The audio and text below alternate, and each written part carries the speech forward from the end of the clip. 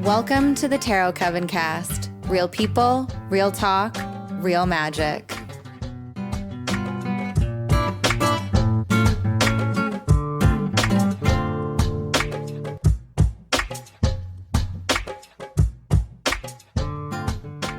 Hello out there, lovely listeners, and welcome to another bonus episode of the Tarot Coven podcast.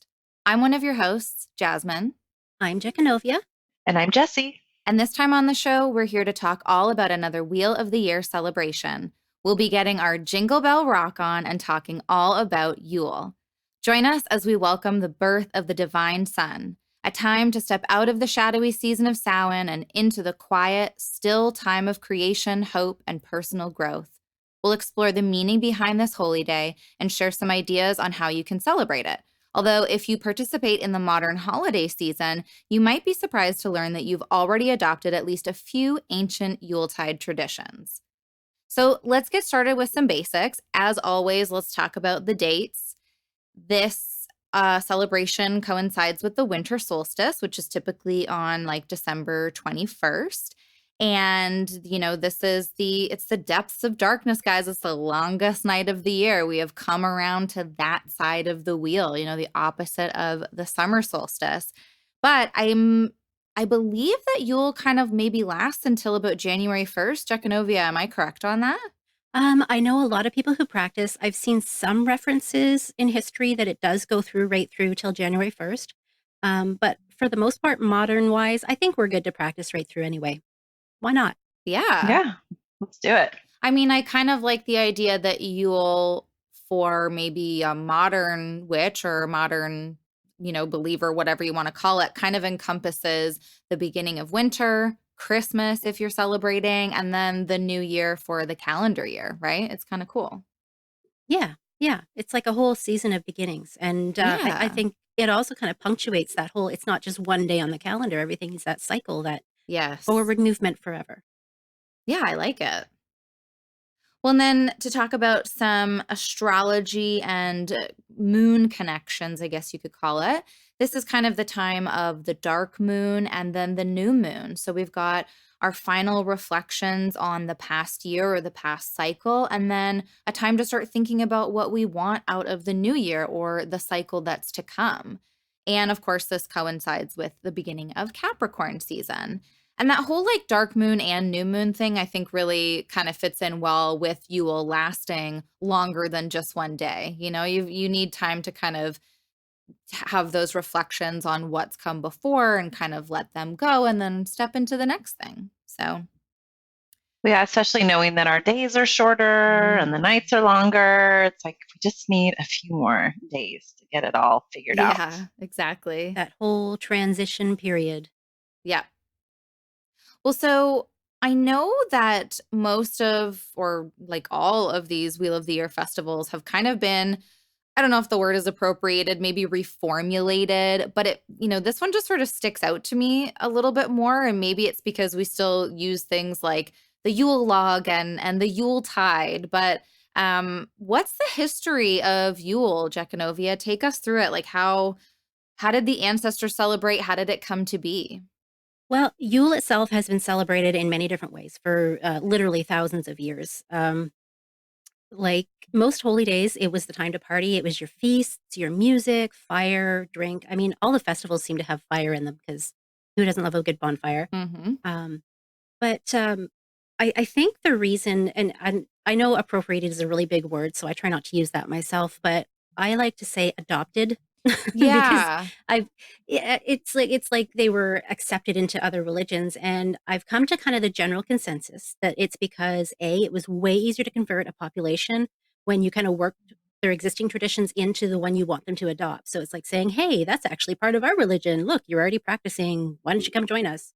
Right. And B, because everyone loves a good party. And if if you tell a population, no, you can't do that, you can't have fun, chances are they're going to tell you exactly where to go. So, but a very fun fact, and I don't know if this is common knowledge, so correct me if if I think that not many people know this, but Mhm. Christmas was actually outlawed a few times throughout Mm. history because it was too pagan. It was too anti-Christian, Oh my according to god. certain people. Yeah, yeah. Huh. So, Oh my um, god.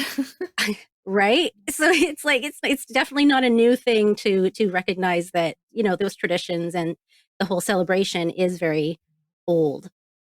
But That's wild to me. 1647, I mean, unless It kind of I I'm makes me know, like it more. I know. I feel like such a rebel, right? Right. But yeah, no. So in England, from 1647 until 1660, it was outlawed. You weren't allowed to practice it because it was against the church, right? And then in some places in the U.S., from 1659 to 1681, you weren't allowed to practice it. It was outlawed. It was banned. So, and then Wow. it actually wasn't that big of a deal up until the Victorian era, or like the mid-Victorian era, so 1830s, 40s. And then everybody was like, we're getting trees, we're lighting candles, we're making it a party again. This is about beauty and love and celebration. Exactly. So, Exactly. I think it has a lot to do because that was like the industrial revolution, right? So everybody mm, was like saying, "Hey, I miss the old days." So it was kind of they were searching for something from the past that kind of brought them back to their roots rather than this, forward movement. That's really interesting. wow. We could just stop the podcast right there. I think everybody learned something. I That am was such a history nerd, and I just love it when these little fun facts come up and I can share them. No, I'm so glad that you did. And that's not at all, I mean, I guess, shame on me a little bit for not reading ahead in the notes, but like I didn't see that coming. That is a major shocker for me. What a twist. Well, yeah, and I mean, in England, the population got so mad. They rioted in 1647. I think the first year there was like major riots because they weren't allowed to celebrate Christmas. Everybody wanted to party. Wow. Well, I'm glad it's alive and well. You and me both. oh, yes. So, how are you celebrating Yule these days, Jekanovia? I mean, how did you could even take us from like maybe in the beginning of your practice, how did you first celebrate and how maybe has it evolved for you? Well, the first year I celebrated Yule, I didn't really know what I was doing because I mean that was a long time ago. There was nobody in my area who practiced anything to do with paganism. Yeah. So I just kind of read a few books on it and was like, hey, I already do this. It's Christmas.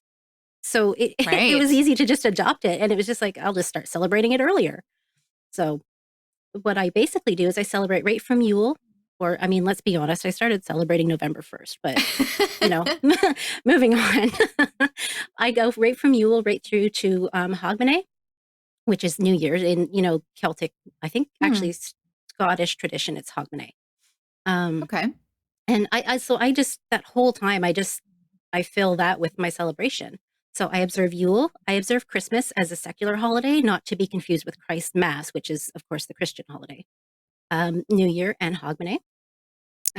We'll probably be getting into a lot of the specific ways that I celebrate when we talk about traditions and rituals.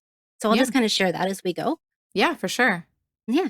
Yeah. Okay, so you're kind of blowing my mind a little bit here. Sorry to cut you off, Jesse, but Mm, there's a difference. Like there's a secular Christmas and not a like I guess is that maybe what I celebrate because I get a tree and I do all the things, but I'm not like into God and I'm not going to church and is that what you're getting at there? Yeah. Okay. I mean, maybe it's an unpopular opinion. I don't know. But to me, Christmas, the way most people celebrate, is just secular. Okay. For those who follow Right. Christ, they would go to Christ's Mass. So that would be your church. That would be religious. You'd be celebrating the birth of Jesus, Yes. Okay. which is just as Gotcha. valid. So, I Sure. mean, anybody Yeah. who's listening, don't, I'm not saying it's not valid. It's just not for me. Yeah. Okay, no, cool. I really like that distinction, which I guess is actually, in hindsight, kind of obvious, but I guess I've never separated it. It was just a thing that I took from my childhood, but removed the religion from, which, that's secular. So sorry, Jesse, I Exactly. totally cut you off. No, that was good. I was just thinking with this winter solstice, it's taken me a few years as I'm looking more into kind of how our astrological and the moon cycles are going. But I love the idea of bringing that winter solstice and then starting the festivities there and really pulling it more into a seasonal experience because I think especially in the United States it's so focused on the day, like December 25th. And honestly, it's just kind of a letdown all the time. And while you may have other things that you're doing throughout the weeks before and leading up to New Year's, I just think to embody it or really be intentional about making that whole time more special, especially this year. I'm really looking forward to just bringing more of that winter magic into what my family's doing. So yeah, thank you so much for that. And I don't really know too much.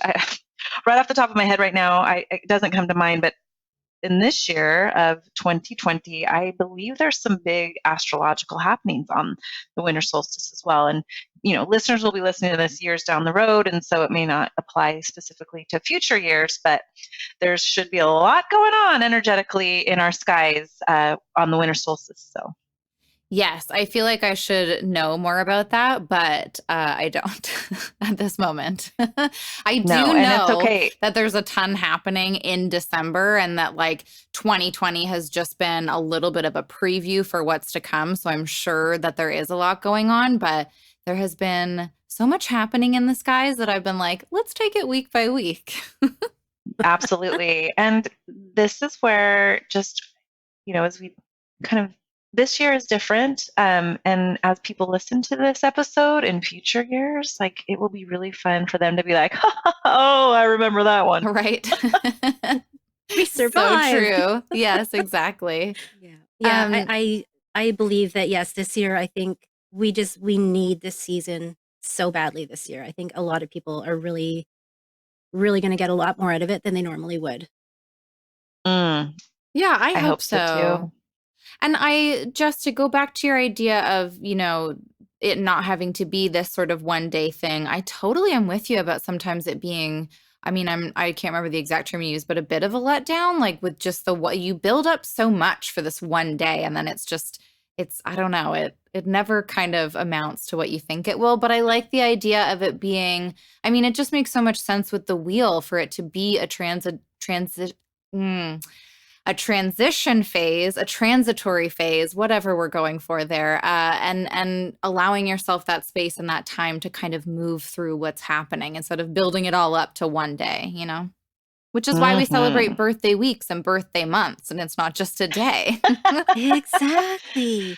And Yes. you guys, let's be honest. Our ancestors had 12 days of Christmas. They had like a Mm. long Yule celebration. So we're staying true to it. So we are totally allowed to eat, drink, and be merry for all of those days. Calories don't count, guys. So go I'm Oh, nuts. in. all right.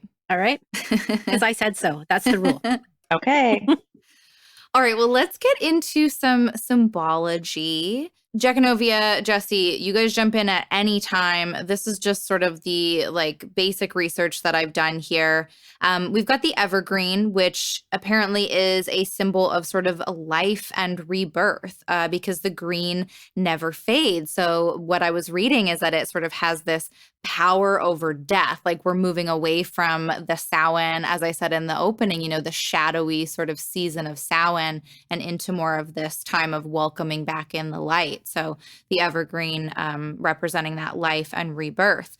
And then we move into holly, which is sort of corresponding with the holly king. Do you want to tell us more about that? Yeah, so I don't know if our listeners are going to remember, but back in the summer solstice episode, we talked about the oak and the holly kings and the battle that they have Mm-hmm. at the summer and winter solstice. So at Yule, the oak king, who reigns over the light half of the year, defeats the holly king. So the holly king is who reigns over the dark half of the year. So that's the Yule marking of we're beginning to move back into the light because the oak king, he won, he's back, he's going to lead us back to summer. Right. At Letha, they're going to battle again, and the Holly King, Yeah. spoiler alert, Holly King's going to win, and he's going to take his power back. And like just as I was so, not shocked, but just like I don't know, a reminder of things. Just as when we were doing the summer solstice, when it came time to do the research for this episode, I was like, oh yeah, okay, so it is the longest night of the year, which means that we're moving into the light coming back. But it just feels so opposite of what is happening like in the northern hemisphere because it feels like the longest part of the year and everything is so dark. But we're moving from that, the the darker part of the year technically into the lighter part. And I just think that brings so Mhm. much more joy to this celebration. Yeah, well, that's why it's a season of hope and a season of Right. faith, because even though we maybe can't see it day to day, we do know that the light is still coming. We know that the days are getting longer, and we know summer's coming back. Yeah, makes total sense. Well, then we've got mistletoe, which was hung above doorways and headboards to protect, or it was worn as an amulet for fertility. And I have to guess that this is maybe where kissing under the mistletoe came from. Yeah, it's been mistletoe has been known to help with romance and fertility and, you know, male enhancement Uh for huh. Uh since, the dawn of huh. time. But I know in the Victorian era, I'm not sure I know it was also in practice before that, but in the Victorian era, the kissing balls, which not necessarily had mistletoe, but they would have, like, greenery and ivy and stuff wrapped around them. It Okay. was actually started in the peasant class, like, in the very lower classes, and then it was adopted by the upper classes. So, again, it's another one of those traditions, right? And, but yeah, mistletoe is totally a Druid thing. It's one of the most sacred herbs to Druids, historically and even today, even in my own practice, it's way up there. Hmm. It's especially powerful if it's found kind of growing on an oak tree. That's like the king of mistletoe or the queen of mistletoe. Okay. It was so important that it was actually only cut with a golden blade by Druids. They would not cut it if they didn't have a golden blade. Wow. The and I think it's the basis of the fertility magics is the fact that it can actually bloom and thrive even through the winter. Now, that's from beliefs based in, Celtic tradition in what we know now as the UK, because I mean, it wouldn't stand a chance here in Canada and, against a winter, but yeah, I mean, most of us don't, honestly. it's true. We go into hiding and we just wait for the sun. Yeah. Yeah. There's a lot of Is it hiding. It's poisonous though, right? If you eat Um, it? A Canadian winter, in yes. Yeah. Yes, it's toxic. Do not recommend. That's why we eat so much at Yule through the whole season, so we can just hibernate for the rest of winter. But yeah, mistletoe it can be really toxic. However, it is actually used in some healing. It's considered a heal all. It can heal any ailment. So I don't Oh, wow. promote taking it in, but I know that some people do use it internally. Although I don't Yes, and recommend it. I know that sometimes it's the form that it is used in that would Yeah, probably, yes. yeah.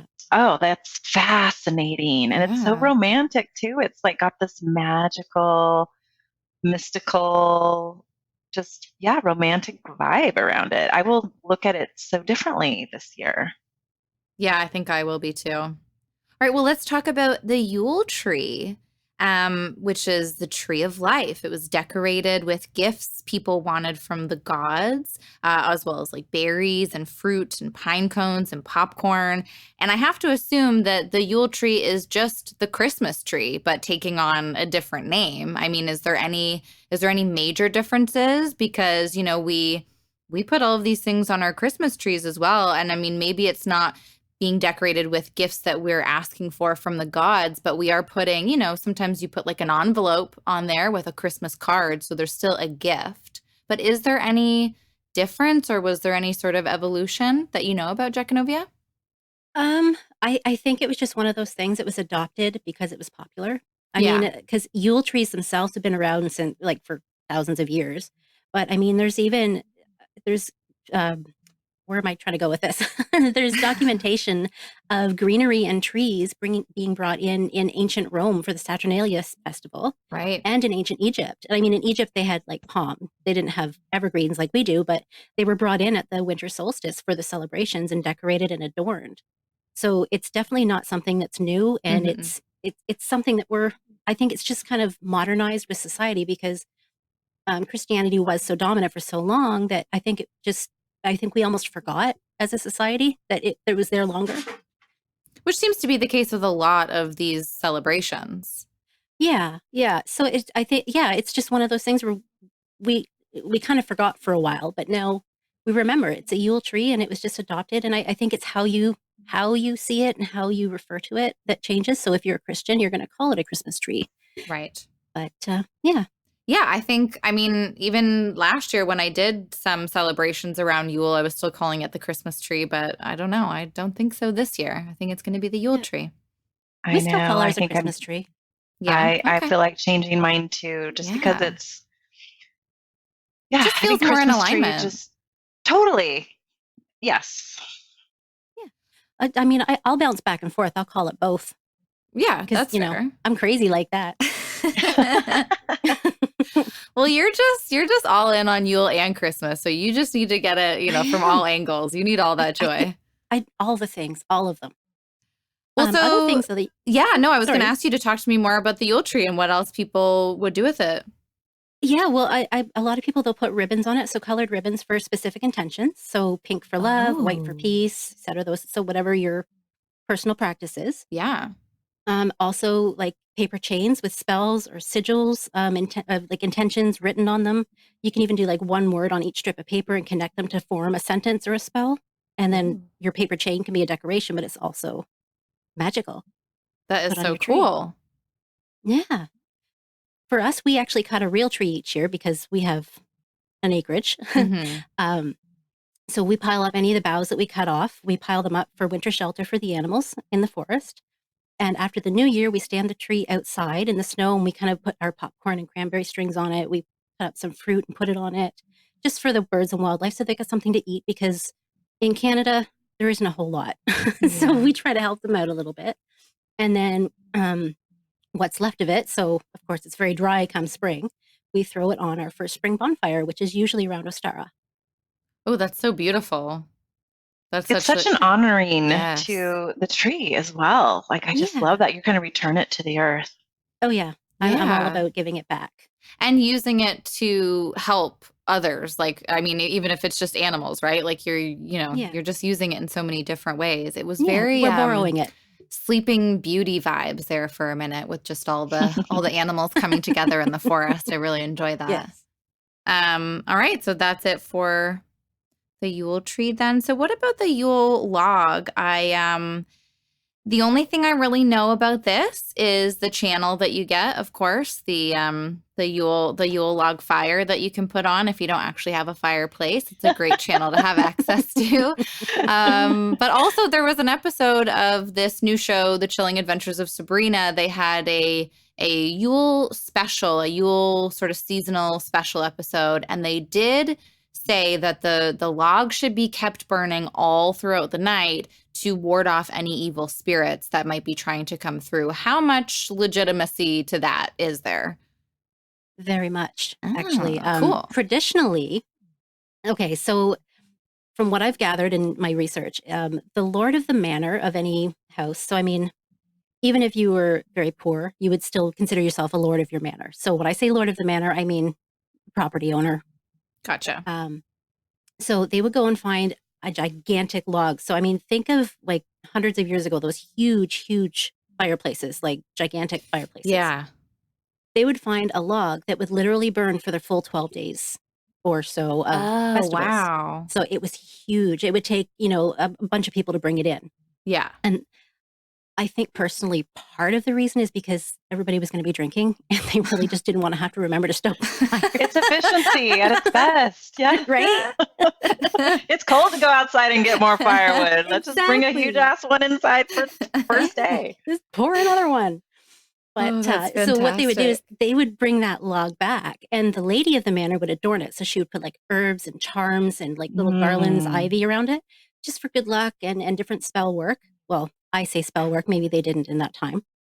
And Yeah. then a lot of times after the holidays, they would save some of the charcoal, and they would use it. Like if somebody was practicing folk medicine, they would probably save it and use it in spell work or as ink.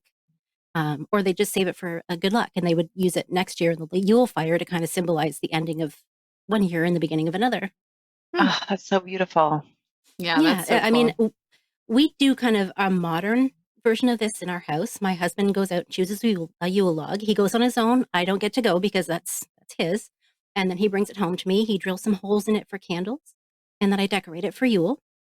And we use it to burn candles in it until New Year's, Hogmanay, Yeah. and then we throw it on our bonfire that we have.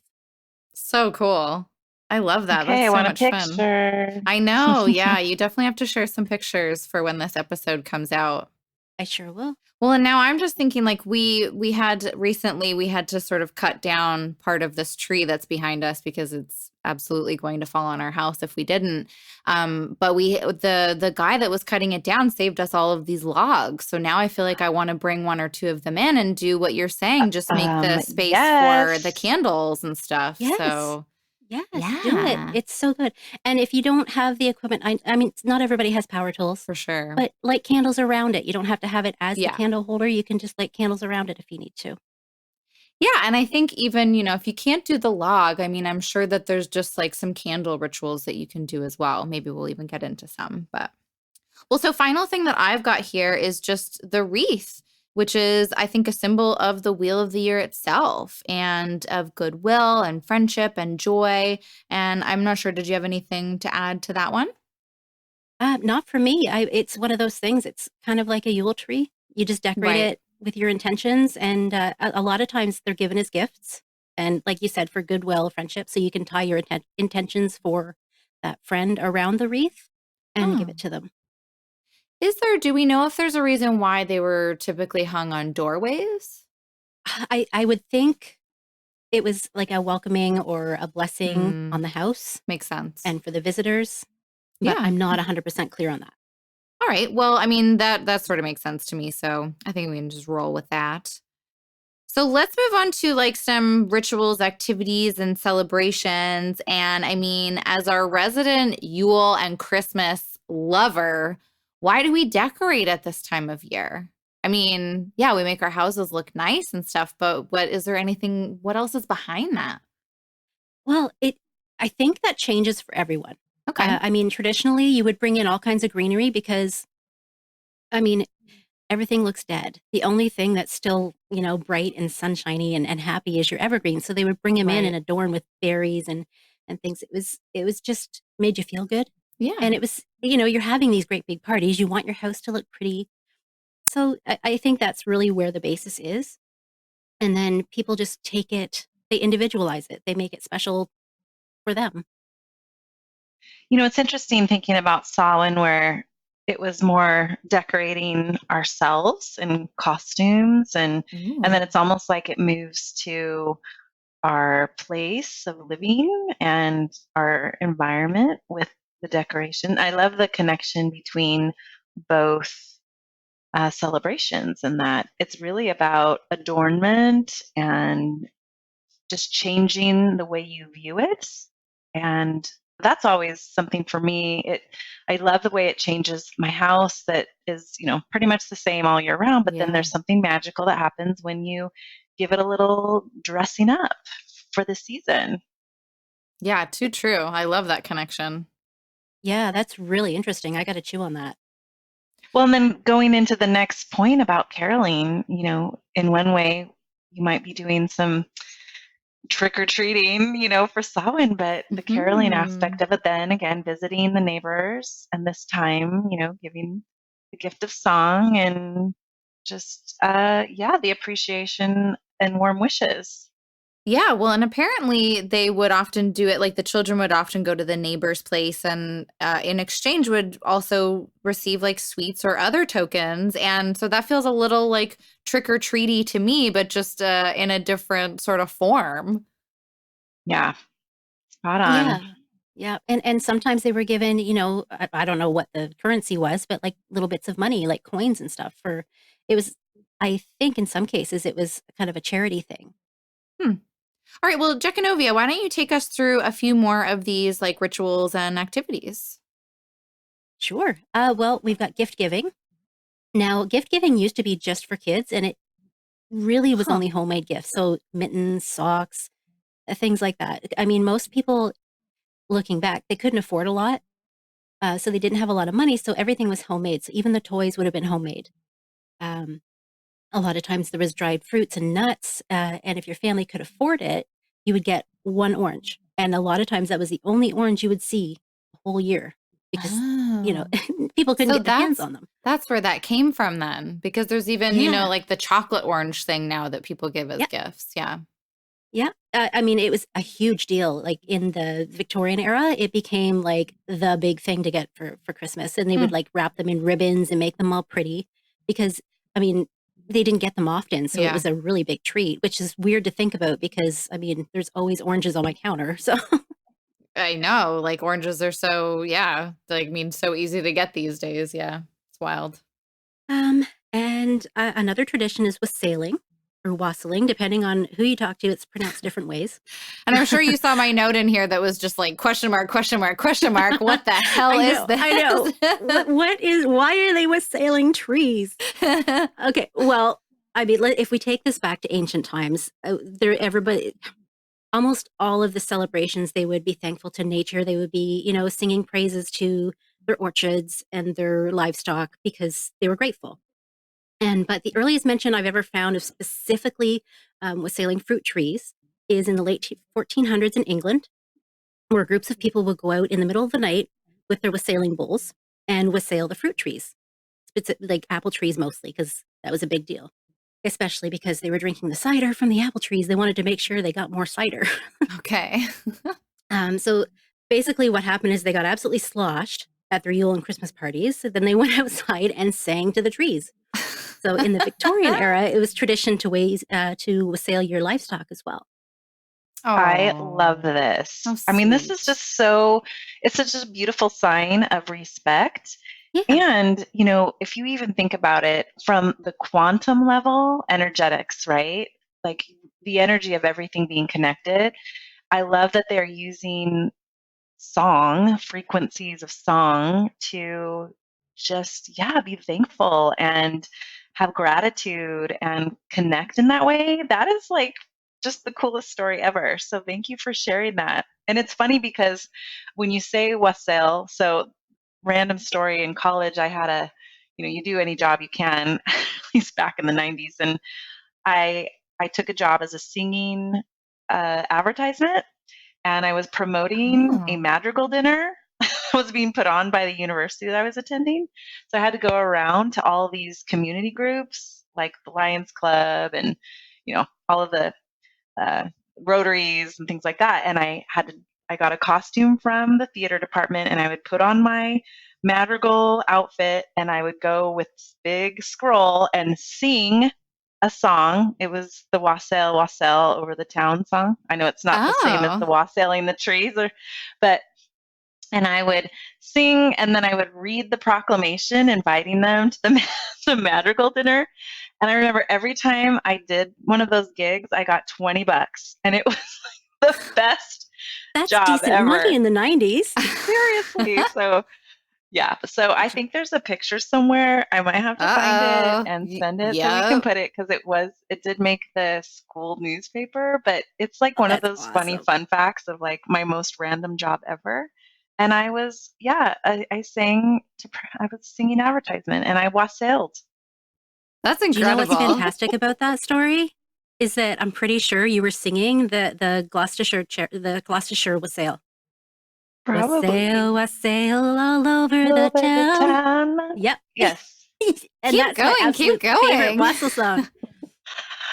Wassail, wassail all over the town. Our toast is white and our ale is brown. Our bowl is made of the white maple tree. With the wassailing bowl, we'll drink it to thee. Drink unto thee, drink unto thee. With our wassailing bowl, we drink unto thee. Yes, you were singing this song. Gosh. I sing that to my chickens every year. Oh, okay. Well, I'll go out in our yard and wassail our trees.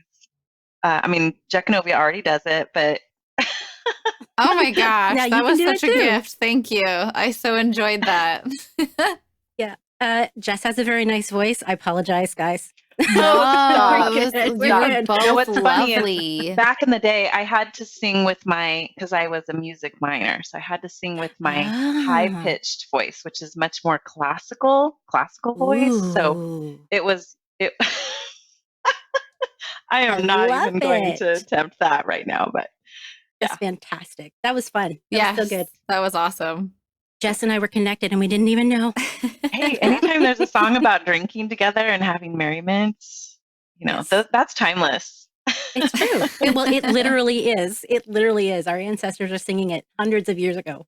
That kind of got us off course. Sorry about that. Wassail. No, I loved it. It was so good. But wassailing itself is an ancient tradition. It's just been continued on until today. So, I mean, I would argue that as long as humans have been conscious of divine energy, there have been blessings and songs offered to their food, their water, to each other, to the earth. Oh, So, let's just bring it back, everybody. Every moment just being yes. so grateful. And it's so fun and it's so beautiful. And Jack Novia, you sent us I think we should add the link because the kids in the choir that sang that wassailing Wasn't that song, I mean, it beautiful? was just, the layers of it.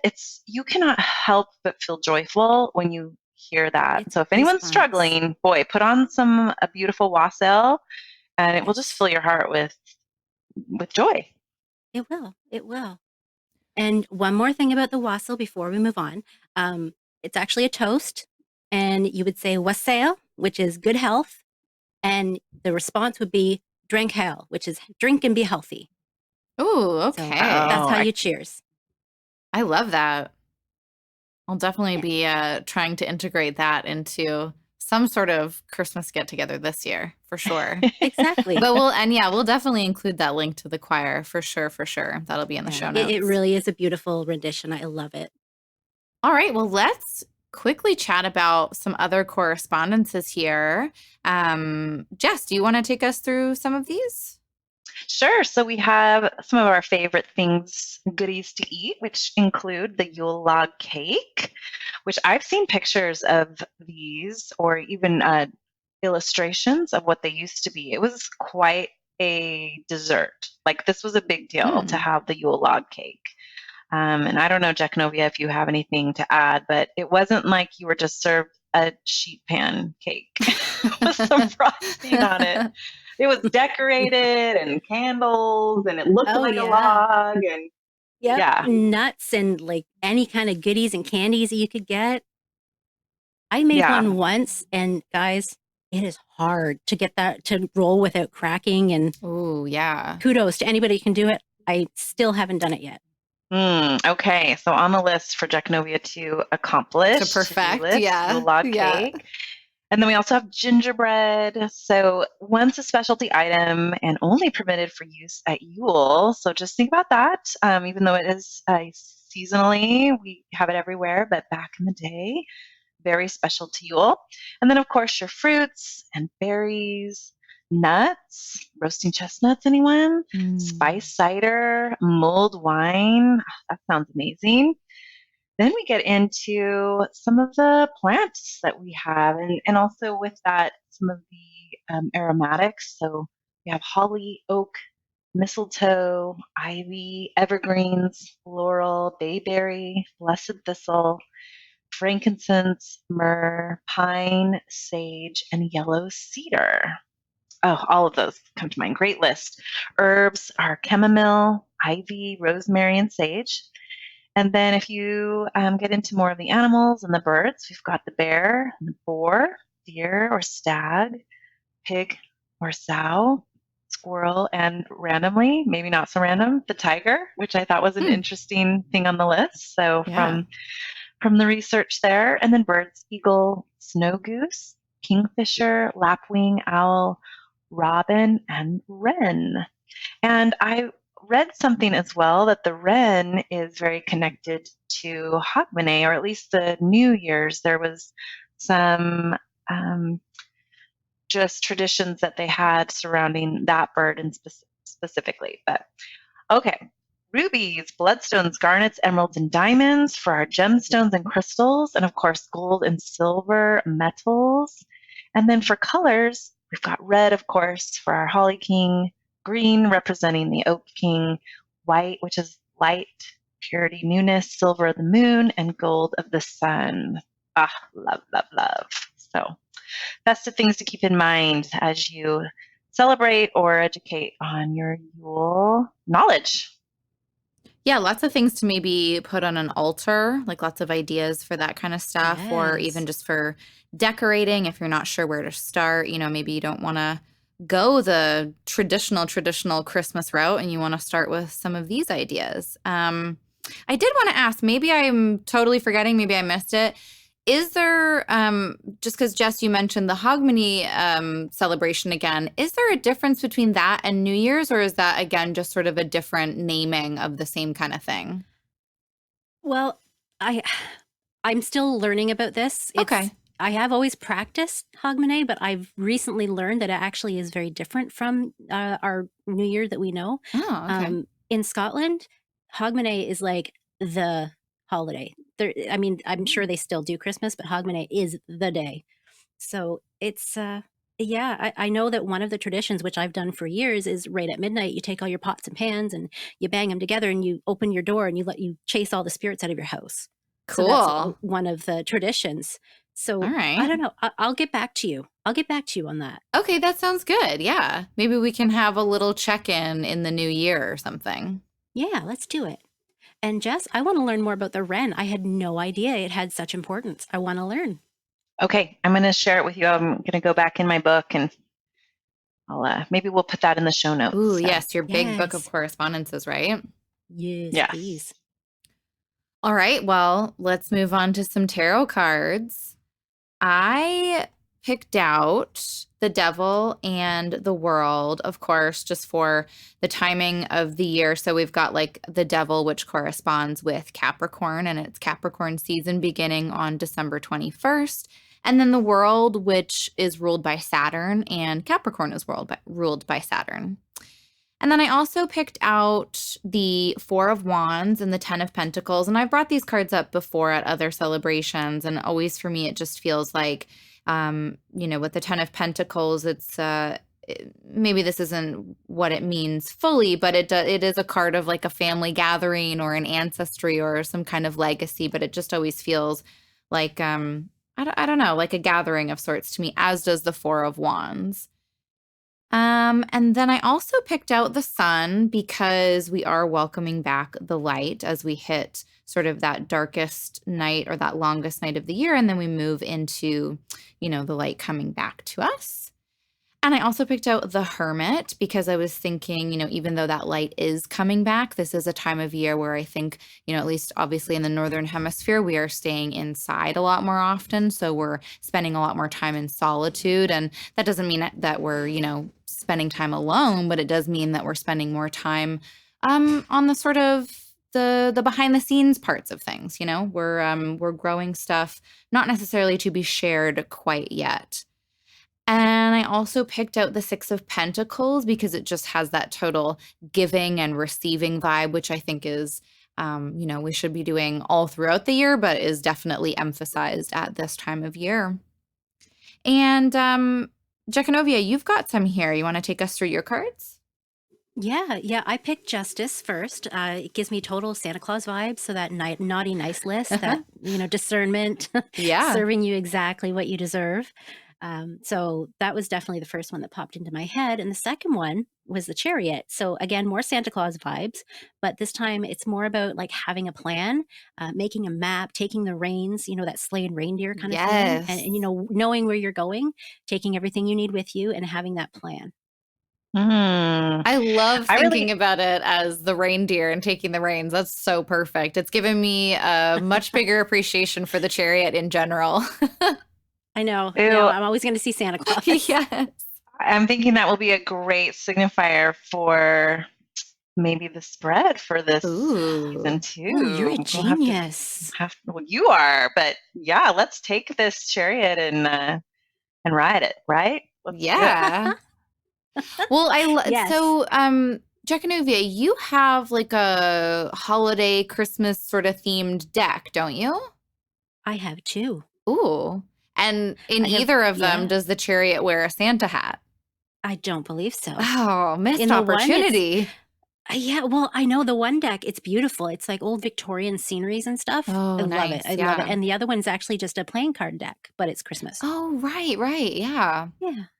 Well, So that would be it's funny. all I feel like we good. can play around in Photoshop or something and put a little Santa Oh, we hat on the have to. chariot. And then, yeah, but We I have mean, to. Jess, great point. We are, as always, going to have another tarot spread specifically for Yule and designed specially for our listeners. So you'll find the link in the show notes and you're going to use the code MARY, as in like Merry Christmas. So sweet. Well, I loved the idea of the Six of Pentacles, and I really got that with that reminder of sharing and giving and also receiving. So Ten of Pentacles too. I loved the Six of Cups with the nostalgia of, getting out the decorations every year. I was talking Yeah. before we recorded about these Christmas pillows that are from my ancestors, and they're very old, and just how they feel when I get to bring them out every year. And yeah, just the reminder as we maybe decorate the tree, seeing the old ornaments or just the memories that come from the beautiful decorations that we surround ourselves with, if you're able to do that. And some cups came to mind for me. So I was thinking Page of Cups. And why the Page of Cups? It's like, okay, let's just have fun with this. Like, be ready for the surprises of the season. It's kind of this, if you think about like kind of a gestury type look with the page, and how they're just kind of, yeah, seasonally jolly. Mm-hmm. So be ready for the magic to come. And then Three of Cups for all of the celebrating and uh, just overall party aspect of the season. And Yeah. even if you can't gather with the ones you love, just, be with those who you can, or even just connect virtually and just take time to connect. So this is before we get into more of the wintry, darkness of the hermit. Yeah, just be jovial and celebrate. Yeah, absolutely. Now, Well, it's funny because Six of Pentacles didn't come to me at all, and then as I'm hearing you guys talk about it, what's coming to mind is also remembering to ask for what you need. of course, yeah. So, yeah, that's a big one too. Yeah, and always be aware and looking out for people who are needing things at this time. I think Yeah. that's one of the best things about the season, is that we are all a little bit more aware Yeah. of the blessings we have, and then maybe those that might be struggling. So, Yeah, for sure. Just that awareness. Absolutely. Donate to your local food bank. mhm. Mm-hmm. So needed right now. Well, and that's kind of all from our main notes here. But Jekanovia, I did notice that it was you, right, that put these notes in at the bottom, just about some ways that other cultures are celebrating. Did you want to go over that? Yeah, maybe I'll name them. Yeah. I found a list of just other celebrations. I don't necessarily know a lot about them, but I thought it was interesting to maybe touch on them in Yeah. case No, I love some of our it. followers might be celebrating, so that they know that we're thinking of them and wishing them glad tidings. Absolutely. So we've got the Feast of Jule, which is Scandinavian, and I'm sorry if I butcher any of these names. Apologize in advance. We have Yalda in Persia and Iran. Saturnalia, which many of us are familiar with, the Mm-hmm. Roman festival. St. Lucia's Day, which is Scandinavian. Dongji, I think is how you pronounce that, which is a Chinese celebration. Godi, which is in Poland. Now, this one I'm going to struggle with. Keomas, and it's Yeah. Pakistan, and Kalaja. St. Thomas Day, Sun God Festival in Guatemala. And I So think this cool. underlines too all these different cultures, these ancient traditions, we're all running parallel to each other in a time when we weren't connected. We weren't copying other people. It's just we all, as a human race, felt the magic. We felt the celebration. We just felt that power, and we all celebrated it. Yeah, absolutely. I'm going to I will figure out what the exact quote is and maybe either put it in the show notes or put it in the post for on Instagram or something. Or maybe I'll just come and re-record it later. But I am reading a book, and actually, Jesse, it was recommended by you. It's called The Art of Witch. I don't remember. Do you remember us talking about that like a while Mhm. ago? Um, Yes. yeah, so and she was talking about this experience that she had where she saw sort of a I don't know, a god or a deity sort of come to her and say that the power or yeah, I guess the power of God or whatever, however you want to call that, a higher spirit, whatever, was only only had its full power in diversity. So basically, that, I mean, it was only useful if we could hear it in all different ways, right? So all of these different ways that we celebrate things is what makes it so powerful. Does that make sense? It's obviously not a Oh, great like yeah. paraphrasing, but I will get the exact quote and put it in here at some point. So my survival depends on the diversity of my love. Every spiritual path is an instrument, and when these instruments are played together, they become a symphony of the soul, and that is my voice, the voice of God. A wave of comprehension washed over me. God's voice depended on the diversity of its expression. But Yeah, that's what that's a beautiful reminder. Yeah, that's what you're totally reminding me of with this list here, Jaconovia. I'm so glad that you brought it in. Yeah. And just the reminder that we're all one. I mean, we really are all connected. Yeah, we're just like expressing it in all of these different ways, right? So Yeah, and I think that in itself is magic. Agreed. Well, I mean, I hope everyone has a blessed Yule and Merry Christmas and a great holiday no matter what you're celebrating. And yeah. And I wanted to send everyone off with a blessing, a quote from literally my favorite book that was ever written, Okay. A Christmas Carol, Charles Dickens. Ah, lovely.